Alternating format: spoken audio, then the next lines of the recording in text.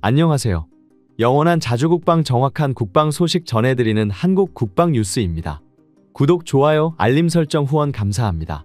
대한민국은 어지러운 국제정세 속에 국방력을 높이기 위해 묵묵히 방산무기를 개발하고 있습니다. 그 중에서도 최근 한국은 미사일 전력에 열 올리고 있습니다. 현무에 이어 극초음속 현무 미사일 개발에 대한 소식이 들려오고 있습니다. 극초음속 미사일은 기존 방공망으로는 탐지와 요격이 어려운 미사일입니다. 그 이유는 통상 시속 6120km, 그러니까 마하 5 이상의 비행속도와 상하좌우 변칙기동을 하기 때문입니다. 극초음속 미사일은 발사체의 실려 고도 100km까지 상승한 뒤 하강하다 대기권 재진입 부근에서 발사체와 분리되어 대기권을 활공하는 극초음속 활공체와 항공기나 함정에서 발사된 뒤 스크램제트 엔진의 추진으로 극초음속으로 비행하는 극초음속 순항미사일로 나뉩니다. 극초음속 활공체는 미사일에서 분리된 후 물수제비와 같은 스키핑 비행을 하고, 극초음속 순항미사일은 저고도에서 지속적인 고속비행과 좌우 회피 기능을 하기 때문에 요격이 어렵습니다. 이 중에서도 대한민국이 성과를 보이는 것은 극초음속 순항미사일입니다. 이뿐만 아니라 크게 세 가지로 분류되어 개발되고 있는데요. 첫 번째는 극초음속 미사일 최상위 단계로 불리며 일명 대전략 핵심 무기체계로 분류되는 극초음속 SLBM 현무미사일, 두 번째는 현무 순항미사일을 개량한 이지스 구축함 탑재형 극초음속 순항미사일, 세 번째는 항공모함 킬러가 될 KF-21 전투기에 탑재할 극초음속 미사일입니다. 최근 우리 국방과학연구소가 핵무기 탑재가 가능한 극초음속 미사일 체계 국제개발 동향이라는 자료를 통해 대한민국이 2000년대 초부터 극초음속 미사일에 관한 기술력을 연구하고 있다고 공식적으로 언급했습니다. 국방과학연구소가 소개한 한국형 극초음속 미사일이란 음속의 5배, 시속 약 6800km 속력을 지속하며 날아가는 새로운 형태의 최첨단 현무 미사일을 뜻합니다. 최근 군사정보통은 한국군이 미래에 보유하게 될 극초음속 미사일에 대한 극비리 소식을 전해오기도 했습니다.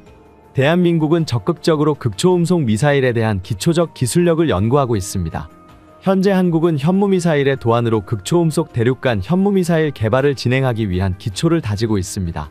대륙간 극초음속 현무미사일이란 우주 로켓 발사체의 추진력을 이용해 대기권을 돌파하며 우주까지 올라갔다가 이후 극초음속으로 비행하면서 순식간에 하강하며 적국의 대도시나 군사시설 등 대규모 목표 지점을 정밀하게 타격하여 적극을 무력화시켜버리는 것입니다.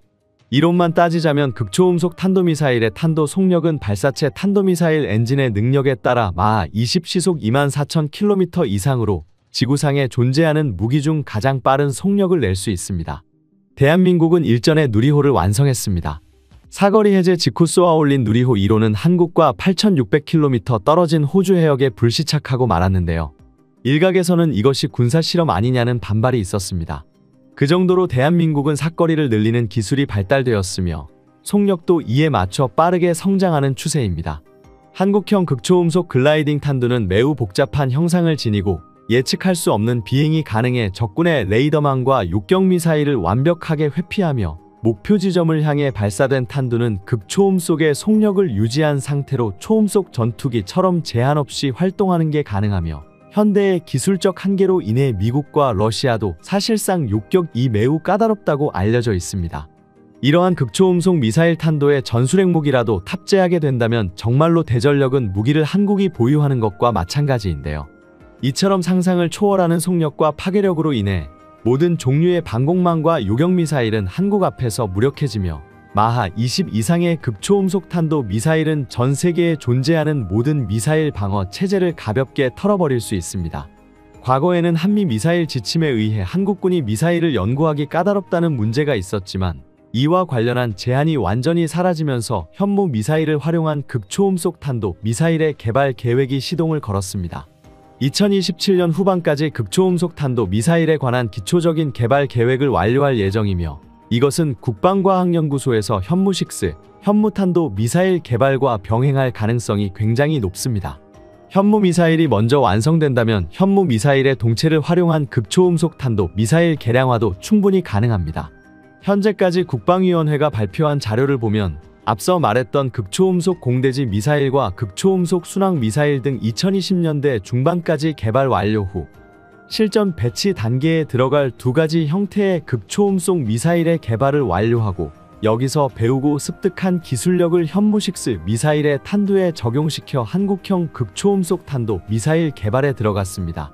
한국이 개발하는 극초음속 미사일의 발사체계는 순항 미사일용 로켓 또는 고고도 KF-21 전투기를 이용하며 궁극적으로는 탄도 미사일에서 발사되는 극초음속 탄도 미사일을 보유하는 것입니다. 외교적인 전략으로 바라본다면 다른 국가들보다 빠르게 극초음속 미사일을 대량 생산하여 주변국과의 군사력 격차를 더욱 벌리는 것에 한국은 중점을 두고 있습니다. 국방부에서는 이를 국방중기계획에서 정확히 언급했으며 목표를 달성하기 위해 대한민국의 미사일 연구진들이 끝없이 노력할 것입니다.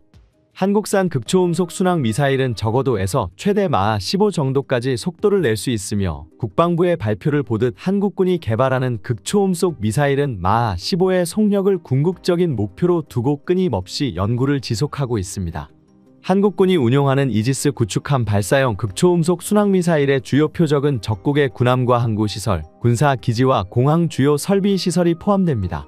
특히 극초음속 순항미사일은 저고도에서 극초음속을 유지해 활동하는 형태로 지금까지 보유하고 있던 중국의 요격형 방공만으로는 한국산 극초음속 순항미사일을 요격하는 게 사실상 불가능하며 한국군은 전투 상황 시 즉각적으로 전투함에서 극초음속 미사일을 발사해 주요 시설을 초토화시키는 게 가능합니다. 한국형 극초음속 순항미사일을 KDX 이지스 구축함에 탑재하여 발사하는 방식은 한국의 미사일 전력과 해군 전력에서 새로운 패러다임 변화를 야기할 것으로 보입니다. 한국형 극초음속 순항 미사일 개발을 위해 램제트 추진기관 기술 연구에 성공했으며 2010년부터 2012년까지 극초음속 퓨전형 핵심 기술 응용 연구를 실시한 뒤 2011년부터 2017년까지 초고속 공기흡입 엔진 실험과 함께 극초음속 순항 미사일 특화 연구실 구축을 통한 각종 관련 연구의 성공적인 수행 성과를 기록했습니다. 또한 한국은 이미 2018년부터 마하 11 이상의 KDX 이지스 구축함 발사형 극초음속 비행체를 실험하고 있는 게 확인되었으며 KF-21 전투기에 탑재되는 공대지 극초음속 미사일보다 더욱 빠르게 실전 배치를 준비하고 있습니다. 최소 2030년대 중반까지 극초음속 탄두를 장착한 장거리 탄도 미사일을 한국군이 개발해 배치할 경우 한국의 잠재적 적극 상대로 엄청난 파장을 불러올 것으로 예상됩니다. 대륙간 탄도 미사일로 불리는 ICBM 미사일은 고도화된 요격 미사일과 방공망으로 요격할 확률이라도 존재하지만 극초음속 탄도 미사일부터는 어디서 발사된지도 모른 채 날아오는 미사일을 폭격당하고 말 것입니다. 이와 함께 대한민국 KF-21 전투기에 탑재할 극초음속 미사일이 개발 중이며 2019년부터 국방과학연구소가 이러한 계획을 주도한 것이 확인되었습니다. 현재까지 밝혀진 KF-21 극초음속 미사일의 자세한 스펙은 이렇습니다. 미사일의 속력은 기존의 다른 국가들 사이에서 존재하던 전투기 발사용 초음속 미사일의 마하 4보다 2배 이상 빠른 최고속도 마하 8 이상을 목표로 두고 개발을 진행하고 있으며 이 정도의 미사일 성능은 서울 상공에 위치한 KF-21 전투기가 500km 떨어진 일본 열도를 향해 미사일을 발사할 시 단 1분 40초 만에 일본에 도달할 수 있다는 것입니다. 통합 항법 장치와 함께 GPS를 이용한 INS 유도 방식으로 목표물을 정확하게 타격하는 형식입니다. 극초음속 미사일에서 가장 핵심적인 덕티드 엔진 추진 장치는 전투기에 탑재하기 위해 경량화 방식을 채택했으며 덕티드 엔진의 강력한 성능 대비 엔진을 소형화하는 게 가장 핵심적인 연구사항입니다. KF-21 보라매의 전투기에 탑재되는 극초음속 현무 미사일 탄두는 고폭탄 형태와 벙커버스터 두 가지 형태로 나뉘며 현무용 미사일과 현무 미사일에 공통적으로 적용되는 요격방해 차세대 기동 시스템이 적용되었습니다. 전투기에서 발사하는 미사일 형식의 극초음속 미사일로 분류되는 기준은 최소 마하 6 이상의 속도를 내야 하며 한국군은 이러한 최첨단 전략 미사일을 2028년 실전 배치할 차세대 전투기 KF-21 블록2 전투기에 탑재할 계획입니다. 특히 KF-21 전투기에 극초음속 미사일을 장착하는 순간 한국군도 이동식 초장거리 폭격이 가능해집니다. 중국의 주요 거점을 폭격하는 현무 미사일의 순간 화력을 보조하는 형태로 운영될 전망입니다. 대한민국은 극초음속 미사일 개발과 함께 극초음속을 저지할 수 있는 고고도 요격 유도탄 등 대공무기에도 힘쓰고 있습니다. 다양한 방어무기 체계도 개발되는 가운데 세계를 놀라게 한 한국산 무기가 있습니다. 이에 대한 9월 20일 영상입니다. 북한은 올해 벌써 18번이나 미사일 도발을 감행하고 있습니다. 최근에도 쏘아 올리기만 하면 공중에서 비틀거리다가 폭파되고 추락했었습니다. 이러한 북한 미사일 기술력의 처참한 현실을 보여주고 있다고 조롱받고 있습니다. 그런데 북한이 러시아의 미사일 기술 지원을 받았다는 사실이 확인되었고, 러시아군이 운용하는 북한제 미사일이 우크라이나에서 멀쩡하게 비행하는 모습이 확인되며 계속되는 실패의 진짜 이유가 따로 있다는 추측이 제기되고 있다고 합니다. 몇몇 군사 전문가들 사이에서 북한의 미사일 발사 실패의 배후에 한국이 있는 게 아니냐는 의견이 나오고 있어 화제가 되고 있습니다. 이번 발사 실패 영상을 자세히 보시면 TOD로 촬영한 북한 미사일은 발사 초기부터 심하게 흔들리며 상승하다가 이내 공중에서 중심을 완전히 잃고 좌우로 빙글빙글 도는 텀블링 상태에 빠지는 것을 확인할 수 있습니다. 계속해서 회전하던 미사일에는 이내 불이 붙었고 곧 폭발하여 수십 개의 파편으로 산산조각 나버렸죠. 해당 영상에 따르면 이번 북한 미사일의 실패 원인은 발사 초기 단계에서 무언가 잘못되었기 때문인 것으로 추측되고 있습니다. 그런데 최근 한 영상이 공개되며 전 세계의 군사 전문가들이 한국에 숨겨둔 저력을 실감하고 전율하게 되었다고 하는데요. 미사일 방어의 새로운 패러다임으로 나아가고 있는 대한민국의 안보 기술력에 대해 자세히 알아보겠습니다. 북한이 고체 연료 추진 체계를 적용한 극초음속 중거리 탄도 미사일을 발사했습니다. 그리고 북한의 노동신문을 통해 자신들이 높은 기술력을 필요로 하는 탄도 미사일을 발사해 세계의 목표 지점을 동시에 명중시키는데 성공했다고 주장했습니다. 하지만 이런 북한의 주장에 대해 우리 군은 발사가 실패했다는 확실한 증거 영상을 공개하며 김정은의 새빨간 거짓말을 폭로해버렸습니다. 이 영상 증거를 촬영할 수 있었던 것은 다름 아닌 한 병사의 철저한 안보의식 덕분이었다고 하는데요. 얼마 전 육군 12사단 상승 향로봉여단의 전 일병이 적의 거짓된 주장과 기만 속에서 사실을 파악하고 공개하는 데 기여한 유공으로 합동참모 의장 표창을 받았습니다. 전 일병은 지난 6월 26일 전방 감시를 위해 열영상 장비를 조작하던 도중 화면 구석에서 번쩍거리는 동그란 구 형태의 열점을 식별했고 이후 해당 열점이 북한의 미사일임을 확인할 수 있었습니다. 전 일병은 처음에는 별이나 달로 생각했는데 며칠 전에 사단장님께서 방문하셔서 내가 무심코 넘어간 열점이 너의 옆에 있는 전우들에게 큰 위협이 될 수 있다라고 하신 말씀이 떠올라 한 번 더 확인해서 미사일 추정 발사체를 식별했다라고 당시 상황을 설명했죠. 이러한 전 일병의 탁월한 눈썰미 덕분에 북한의 거짓말을 밝혀낼 명확한 증거 영상을 확보할 수 있었는데요. 이 공으로 표창을 받은 전 일병은 앞으로도 국가와 국민을 적으로부터 지키기 위해 더욱 군인 본분을 다하겠다고 표창을 받은 소감을 밝히기도 했습니다. 그런데 북한의 미사일이 황당하게 추락되는 경우가 빈번해지면서 한국이 발사의 왼편을 가동한 게 아니냐는 추측이 제기되고 있습니다. 발사의 왼편은 지난 2017년 미국의 CSIS와 뉴욕타임스가 북한이 중거리 탄도미사일 시험 발사를 7차례나 실패한 사실을 분석한 기사에서 처음으로 언급된 바 있습니다. 당시 뉴욕타임스는 앞서 대륙간 탄도미사일의 발사에 잇따라 성공하며 장거리 로켓 기술력을 과시했던 북한이 7번 연속 어이없는 결함으로 미사일을 추락시키는 모습에서 미국이 발사의 왼편 프로그램을 가동한 게 아니냐는 추측을 제기했었습니다. 여기서 발사의 왼편은 해킹이나 전자기파 등 사이버 공격 수단을 통해 적국의 시스템을 교환해 미사일을 무력화시키는 것을 말하는데요. 미사일 공격 시 발사, 준비, 발사 비행 세 단계 중 발사 준비 과정에서 미사일을 무력화시키는 것이기에 발사의 왼편이라는 용어로 부르고 있습니다. 이와 반대 개념인 발사의 오른편은 이미 발사된 미사일을 요격미사일로 대응하는 전략을 가리키고 있죠. 뉴욕타임스는 미국의 사이버 부대가 북한의 발사 준비 단계에서 해킹 등 사이버 공격으로 발사 통제 시스템을 교란해 발사 실패를 유도한 게 아니냐는 추측을 제기했습니다. 당시 이러한 의문에 대해 미군은 확답을 주지 않았는데요. 그런데 이후로도 북한 미사일이 단순히 기술 결함이라 보기엔 다소 황당한 이유로 추락하는 모습이 빈번하게 포착되곤 했습니다. 그리고 그로부터 몇 년이 지난 2023년대 우리 국방부가 발사의 왼편의 공식 개발에 착수했다고 발표하며 그동안 미국이 북한 미사일 발사를 방해하고 있었다는 것이 기정사실화되었습니다. 국방부는 한국도 북한 미사일 발사 통제 시스템을 무력화할 수 있는 사이버 공격 수단을 개발하고 이를 전략사령부사나 별도의 사이버 전자기 부대에서 운용한다는 계획을 발표했습니다. 동시에 미국의 발사의 왼편 프로그램과 연합훈련도 추진할 계획이라고 밝혔죠. 그리고 이 한국형 발사의 왼편이 드디어 결실을 맺고 올해 더욱 빈번해진 북한의 미사일 도발을 효과적으로 막아내고 있는 게 아니냐는 추측이 제기되고 있습니다. 지금까지 우리나라가 북한의 미사일 공격에 대응하는 방식은 킬체인이었습니다. 미사일 발사 준비 단계의 징후를 파악하고 발사 원점을 선제 타격해 제압하겠다는 것이었죠. 하지만 기체는 작동하는 순간 북한과의 전면전이 시작되기에 이번과 같은 미사일 도발에 대응할 수 없다는 한계가 있습니다. 또한 북한이 발사까지 오랜 준비 시간이 걸리는 액체연료 로켓 대신 즉각 발사가 가능한 고체연료 로켓 기술을 발전시키고 있으며 이동식 미사일 발사대를 늘리는 등 한국의 킬체인에 대응하기 위한 수단을 마련하고 있습니다. 때문에 기존 킬체인보다 앞선 시점에서 대응이 가능한 발사의 왼편은 한국형 킬체인을 한 단계 진화시켜 줄 것으로 기대받고 있습니다. 그리고 발사의 왼편에는 기존 방공 체계보다 훨씬 강력한 장점이 하나 있습니다. 바로 비용적인 측면입니다. 미국의 최신형 방공 무기 패트리어트 미사일 한 발의 가격 이율이 돈으로 약 80억 원에 달합니다.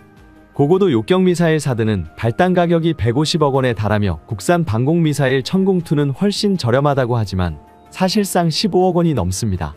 게다가 이는 미사일 값의 수십 배에 달하는 포대 구축 비용이 포함되지도 않은 비용입니다. 하지만 사이버 공격은 이보다 훨씬 저렴한 비용으로 적의 미사일 공격에 대응하는 것이 가능합니다. 유능한 해커 한 명의 연봉이 10억 원이라고 해도 미사일 한 발 가격보다는 훨씬 저렴합니다.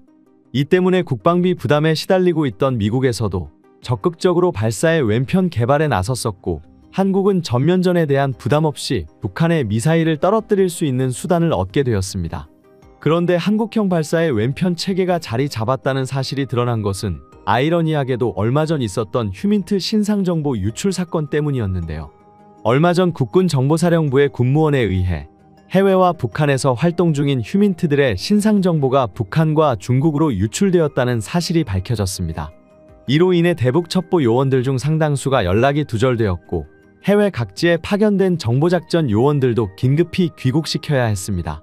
한국 정보작전 요원들이 오랜 시간 동안 심혈을 기울여 구축해두었던 인적 정보망이 단 한 명의 인적 행위로 붕괴되고 말았던 안보 대참사였는데요. 그런데 휴민트의 신상정보가 유출되었다는 사실을 처음 확인한 곳이 정보사가 아니라 다른 정보기관이었다고 합니다. 해당 정보기관의 해커가 북한 정보기관 내부망에 침투했다가 정보사 요원 신상정보를 발견하면서 유출된 사실을 확인할 수 있었던 것인데요. 그런데 북한의 내부망은 아무나 접근할 수 있는 곳이 아닙니다. 접근하기 위해선 조선노동당 소속 기관이나 인민군 고위급 고위성 등 외부와 연결된 인터넷망을 통해 내부망으로 침투해야 합니다. 그리고 이는 과거 미국이 발사의 왼편 작전 때 북한에 침투하면서 사용한 경로였습니다. 미국이 하던 해킹을 이제는 한국 정보기관에서 직접 맡아서 하고 있다는 사실에 한국형 발사의 왼편이 이미 가동 중인 것으로 추정되고 있습니다. 때문에 몇몇 군사 전문가들은 이번 북한 미사일 발사 실패도 한국형 발사의 왼편 프로그램이 작동한 것으로 추측하고 있습니다. 실제로 대한민국은 이전부터 사이버 정보전에서 강력한 국가로 손꼽히고 있습니다. 10년 전 동아시아 정보기관들이 발칵 뒤집히는 일이 있었습니다. 다크호텔이라 불렸던 해커팀이 중국, 북한, 일본, 대만, 러시아 등 동아시아권의 대기업 임원, 정치인들을 타겟으로 삼아 특수 제작한 악성 코드를 통해 엄청난 양의 데이터를 빼돌려 왔기 때문입니다. 보안 취약점을 귀신같이 파고드는 해킹 능력과 한번 물었던 타겟은 끝까지 공격해 기어코 정보를 빼내는 집요함으로 해외 보안 매체들에서 다크호텔의 정보 수집 이력은 미국 국가안보국과 비견될 수준이라고 평가할 정도였습니다.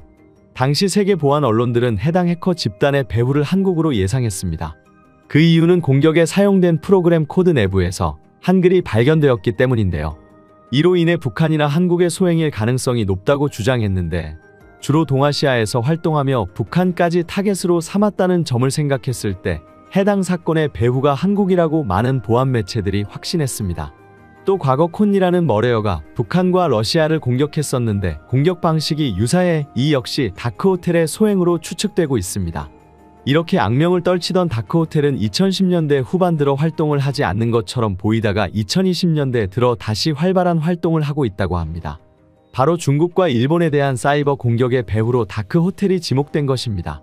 사실 국가를 배후로 한 해커팀의 존재는 공공연한 비밀로 여겨지는데요. 이들은 사이버 공간이라는 무대에서 적성국의 정보를 빠르게 수집하며 국가의 안보를 지킨다는 목적으로 움직이고 있기 때문입니다. 실제로 모든 것이 디지털화되어 가는 세상에서 이러한 사이버 공격 능력은 단순히 정보 수집에서 그치지 않고 안보를 직결된다는 사실이 일련의 사건들로 드러나고 있습니다. 시대가 격변하는 만큼 정보 수집도 군사 영역에서 중요하게 다루어지고 있습니다. 현재 한국은 세계 최고 수준의 미국 군사정찰 위성의 도움을 받고 있습니다.